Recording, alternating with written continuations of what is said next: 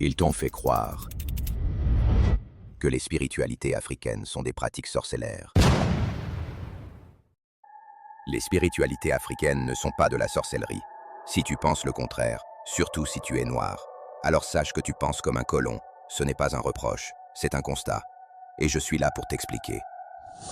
Avant les croix, avant les minarets, nos ancêtres avaient déjà levé les yeux vers le ciel.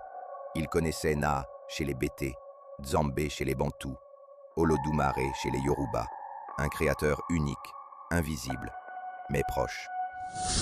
Mais voilà, les bateaux sont arrivés, avec des dieux étrangers et des chaînes bien réelles.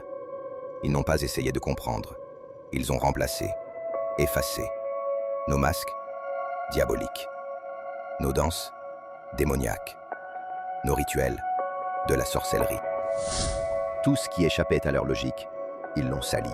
Mais chez nous, la forêt parle, l'eau enseigne, le souffle rêve, et les morts vivent encore. Quand quelqu'un part, il devient présence, invisible, mais là, toujours.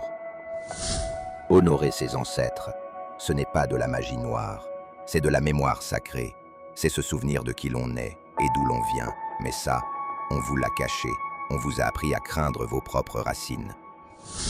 Aujourd'hui pourtant, le monde change, l'ère du Verseau est là, et les peuples africains veulent se reconnecter, pas pour regarder en arrière, mais pour revivre, enfin, en harmonie avec l'ancestralité. Que retenir que tout ce que le colon ne comprenait pas, il l'a diabolisé. Que nos traditions, nos esprits, nos ancêtres n'étaient pas obscurs, ils étaient incomparables, et donc inacceptables pour ceux venus imposer leur lumière. Ils ont appelé sorcellerie ce qui, en réalité, était mémoire, connexion, sagesse.